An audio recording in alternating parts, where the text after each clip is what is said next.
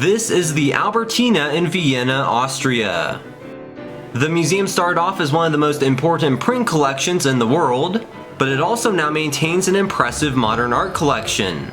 The Albertina is located right in the heart of Imperial Vienna, adjacent to the Hofburg complex of the Habsburgs. It was built in the late 17th century as the court construction office.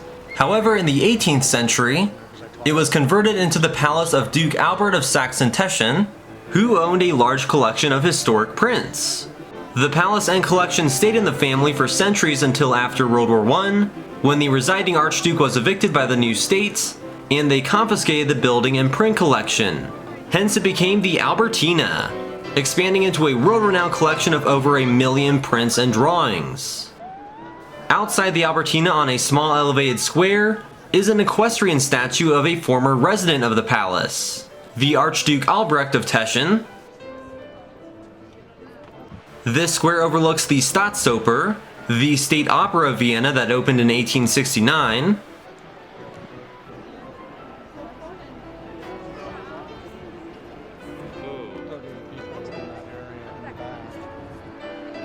There is also a view over the Memorial Against War and Fascism, which appears to be a horse and carriage ride loading station. And there's a green bunny based on Durer's hair here at the Albertina on top of a sausage stand. While much of the palace has been converted into modern gallery and archive space, some ornate rooms are preserved in their original condition. Here in the entrance hall to the exhibitions is a statue of Mars.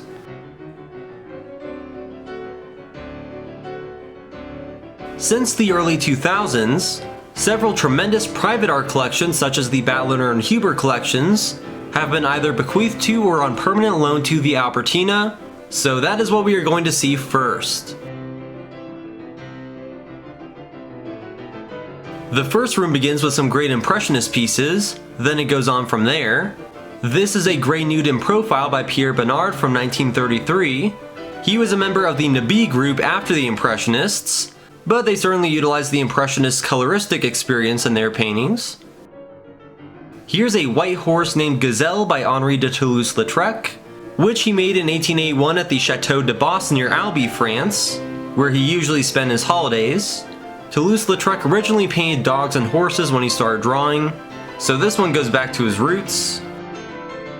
This is a portrait of a young girl named Elisabeth Maitre by Pierre-Auguste Renoir. This girl was the niece of Edmond Maitre, an art collector friend of Renoir's.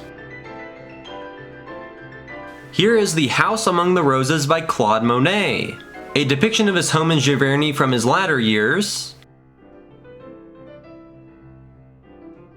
This is the Water Lily Pond, a classic water lily scene painted by Claude Monet at his Giverny garden between 1917 and 1919. This one has no horizon line or symmetry even, and is a play between objectivity and abstraction, going way beyond Impressionism.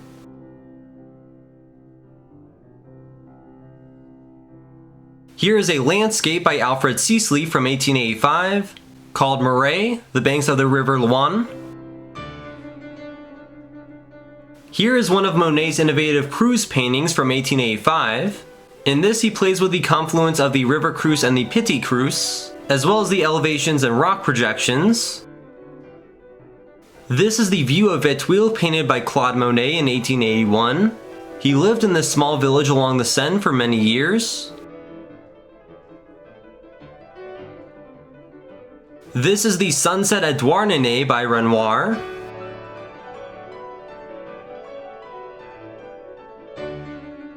Here is a classic ballet dancer scene by Edgar Degas from 1905. The Farm in Normandy by Paul Cézanne utilizes color fragments that evoke closeness and distance, as well as three-dimensionality. There is a collection of pointillist works as well. A placard in here puts it well, that the little expressive dots creates an atmosphere of solemn motionlessness removed from time. Here is Paul Signat's pointillistic depiction of the towers at Antibes. This is a Venetian scene by Paul Signac. called Venice, the Pink Cloud. Like Monet, who also visited Venice around the same time, he uses cold and warm tones of color. This is the Golden Horn Mist by Paul Signac from 1907, depicting Istanbul. That is a female semi-nude by Amedeo Modigliani. This is part of a group of paintings he did in 1918 using the same anonymous red-haired model in various poses. This one definitely evokes Botticelli's Venus. Here is a Street in Arcueil by Henri Matisse from 1903 in his Fauvism style, using unprecedented color saturation. The influence of Paul Signac's pointillism is evident in these parrot tulips from 1905. However, Matisse brings an intensity of color. It kind of looks like fireworks. Here's a still life with fruit bowl by Maurice de Vlaminck. Georges Braque created this painting, The Bay of Antwerp, in 1906, when he was 23 years old and heavily inspired by Fauvism, for a little while longer before turning to Cubism. This is The Harbor at Cadior by André Derain. Derain and Matisse met in the southern France town in 1905.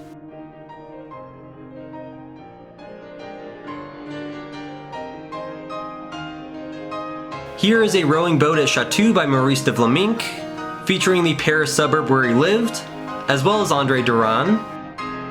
These are Nudes with Flamingos by Robert Delaunay. And this is The Blue Room by Edward Villard. Henri Manguin painted this back view of a nude under trees at Villa Demière in 1905. And this is a Breton woman portrayed by Paul Gauguin from 1888. Gauguin painted many scenes of Bretons around the small town of Pont-Aven in Brittany. There are many works by members of the Blaureiter or Blue Rider group, such as these Horses by a Lake by Heinrich Campendonck. This is a forest interior with bird by Franz Marc from 1912. It definitely shows that he was inspired by the movement and speed of the Italian futurists of this period. This work is somewhat of a new symbiosis of abstract painting, also influenced by Cubism and Orphism. This is The Pensive Woman by Alexei von Jelinsky, which is dominated by expressive, unnatural, and contrasting colors. Very interesting. This is Blue Horse 2 by Franz Marc, one of his classic blue horses.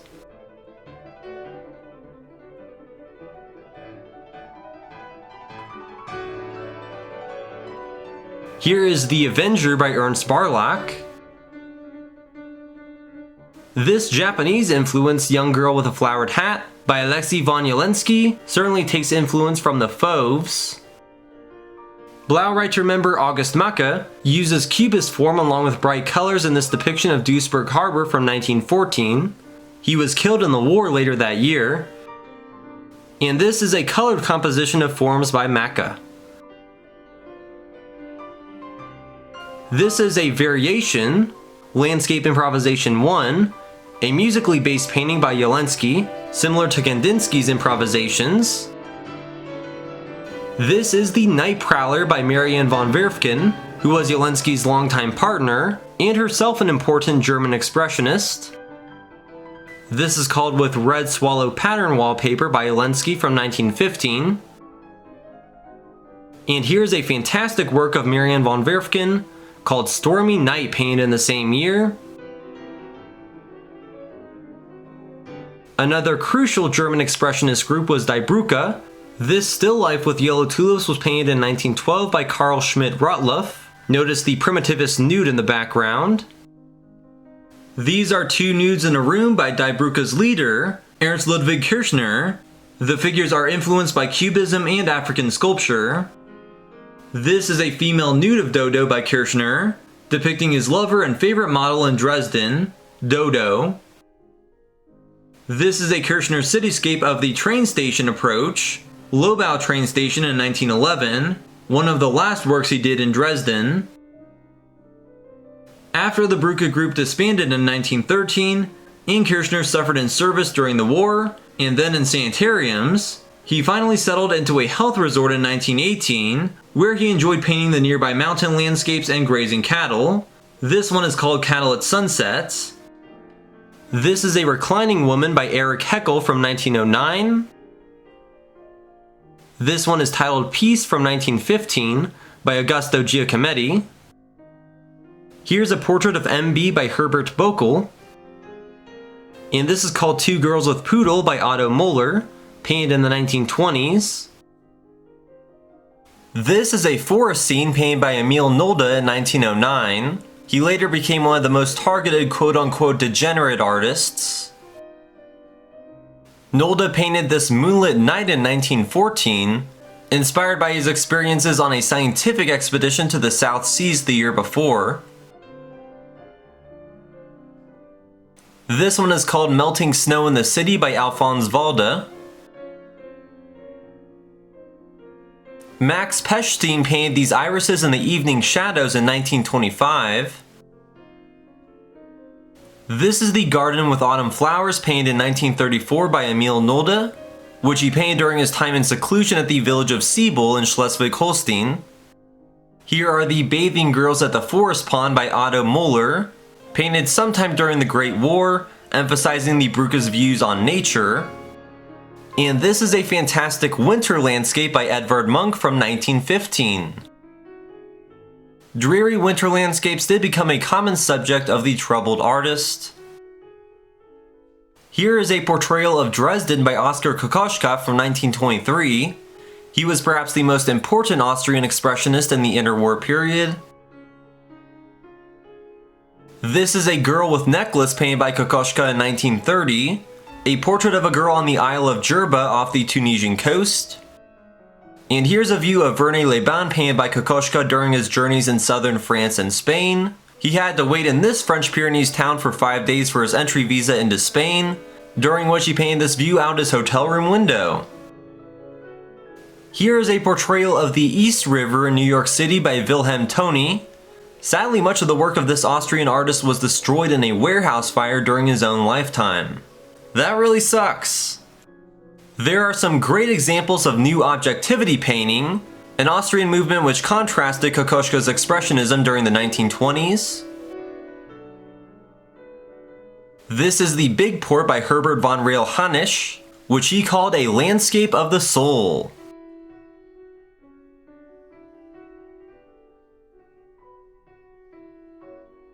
Franz Sedlacek, who was the curator of the Technology Museum here in Vienna, created these scenes of magic realism. These are fantastic. This one is called The Ghost in the Tree from 1933. That's definitely a haunting picture. This is a self-portrait with doll by Rudolf Wacker, which he painted after he was freed from his long wartime imprisonment in Russia. And here is a classic abstract work of Wassily Kandinsky from 1930. This one is called Yellow Paint from 1924. And here is a much earlier study for Composition 7 from 1912. There are also several works by Paul Klee. This is a figurine called The Fool from 1927. Here is a landscape by Paul Klee, set between winter and spring. His landscapes rarely showed any real sights, but rather imaginary places. And there are several more Klees in this small hallway. I like the fairy tale of the dwarf here. And this is the Blue Coat, created by Klee in 1940 with pigmented wax.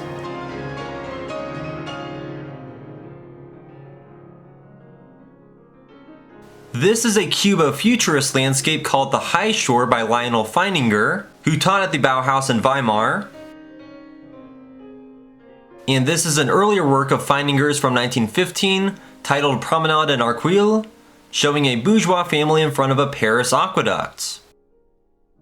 And this is a locomotive by Lionel Feininger from 1910. He created lots of depictions of steam engines for comic strips in the Sunday Chicago Tribune during that time. Here is A Woman with Cat by Max Beckmann, painted while he was in exile in Amsterdam during the war. And here is Beckmann's self-portrait in a hotel from 1932.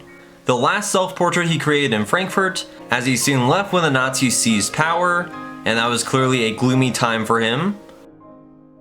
This is a girl with record by another degenerate artist named Karl Hofer.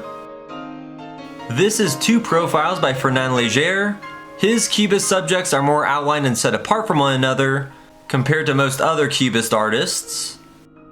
And this is a study for a mural called Air, Iron, Water by Robert Delaunay from 1937. It's a small version of a wall painting he made for the 1937 World's Fair in Paris, intended to promote public transport. Here is the Blue Cow by Russian neo-primitivist Natalia Goncharova. Her partner Mikhail Larionov painted this scene, The Officer's Barber, based on his interest in folklore and small-town life. This is Rising Forms by František Kupka, which can be understood as an attempt to render invisible cosmic forces visible.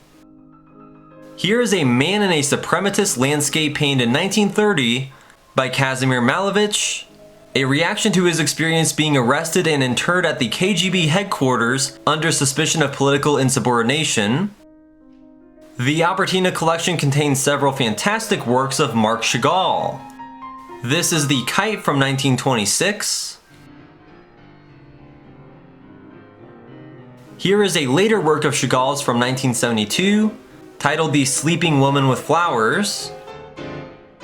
The sleeping woman is being carried off into a spiritual world of dreams on the Côte d'Azur.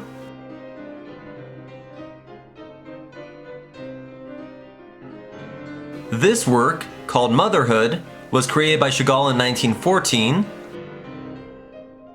This is a village scene of Chagall's birthplace Vitebsk, painted in the 1930s. He was born in the Russian, now Belarusian town in 1887, and later founded an art academy there.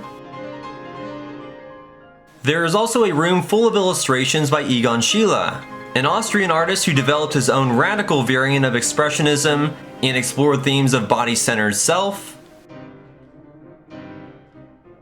This is a self-portrait of Egon Schiele with his eyelid pulled down. This is a portrait of Annette, Alberto Giacometti's wife from 1958. Giacometti always wanted to look behind the visible surface in his portraiture and sculptures, so take that for what you will.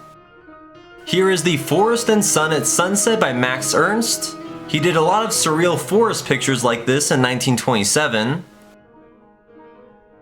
This is The Monument to Music by Alberto Savigno. Here is an awesome large painting by René Magritte, titled The Enchanted Domain. This was a preliminary design of a huge wall painting for a casino on the Belgian Channel coast. And this is a classic Giacometti sculpture depicting 4 women on a plinth.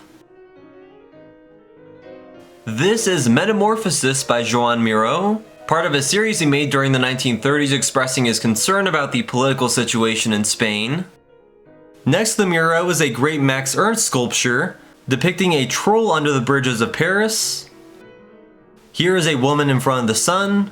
This is one of Miró's Peintures Spontanées, in which he experimented with the spontaneity of the hand.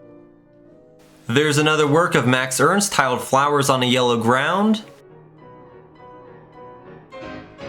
Here is a landscape of ruins and moonlight by Max Ernst.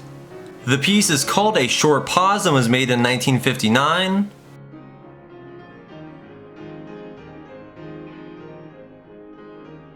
There are even a couple works of Jean Dubuffet in his Art Brut style. This is The Table, which Dubuffet made in the 50s. There is a somewhat unsettling seated figure by Francis Bacon. And finally, there are several abstract works by Carol Apple, a founder of the influential Cobra group in the 1950s. I have to say that I am very impressed with this collection.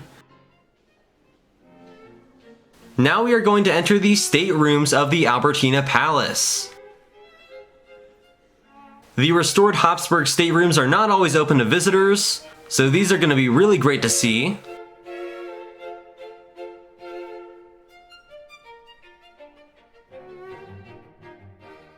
As mentioned, Duke Albert used this palace as his residence and brought his prince collection here, which he gathered during his time as governor of the Habsburg Netherlands. The building was later altered by his son, Archduke Karl. Then his son, the Archduke Albrecht, lived here until his death in 1895. Albrecht is the one who has the equestrian statue outside.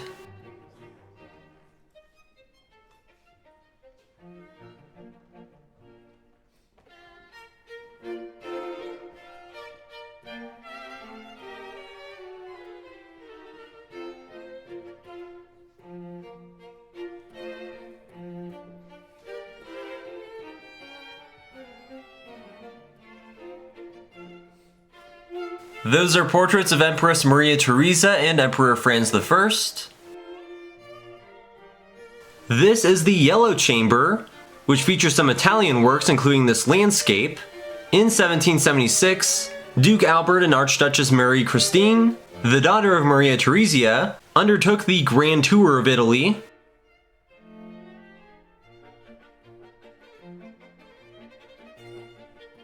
This small-scale Hall of Mirrors is pretty awesome.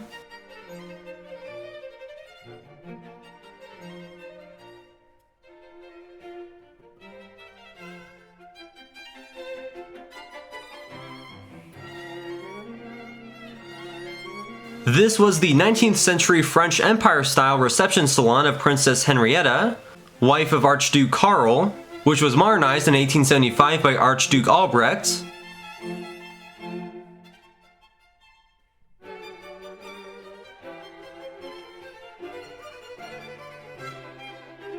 I got startled by this man standing in a corner in shame.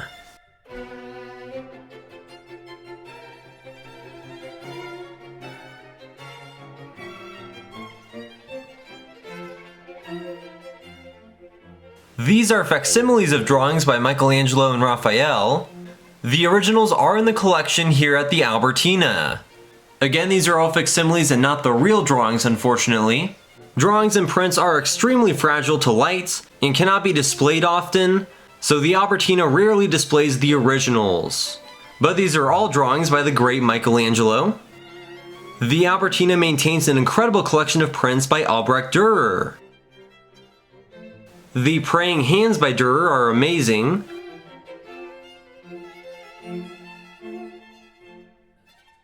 During my visit, the Albertina did have a fantastic print special exhibition featuring several authentic Dürers. I cover that exhibit in a separate video that is linked in the description. These are facsimiles of portraits by the Flemish master Peter Paul Rubens. Here are Dürer's depictions of Innsbruck Castle. This is interesting, a large piece of turf by Dürer. Albrecht Dürer made all sorts of natural scenes and studies in his prints, like this watercolor wing of a blue roller. And this is a facsimile of Dürer's famous hair, an incredibly intricate depiction of a bunny from 1502. Every single hair follicle on this guy is clearly visible. That is an amazing illustration. I really like this one and hope to see the real watercolor on display here someday. This stateroom was used as the study of Archduke Karl, who delivered one of Napoleon's first setbacks at Aspern-Essling in the War of the Fifth Coalition. He actually died in this room in 1847. And this is a miniature of his equestrian statue on the Heldenplatz. So those were the main exhibition galleries of the Albertina. What a fantastic collection and museum. Definitely one of my favorites in Vienna, if not my favorite. However, that is not all, as the museum always has several special exhibitions. During my visit, there was a really interesting exhibit on the great masters of printmaking, such as Albrecht Dürer, which went through the history of printmaking, as well as an exhibit on illustrations by Peter Bruegel the Elder, and those are featured in a separate video. There was also an exhibition of the Albertina's Pablo Picasso collection, and an Alex Katz retrospective. So make sure to check out those two other videos linked in the description. I also have other videos featuring the museums and attractions of Vienna, as well as other art museums and attractions across Europe and America. Also, please like this video, share it, and subscribe to my channel for more. Thanks for watching.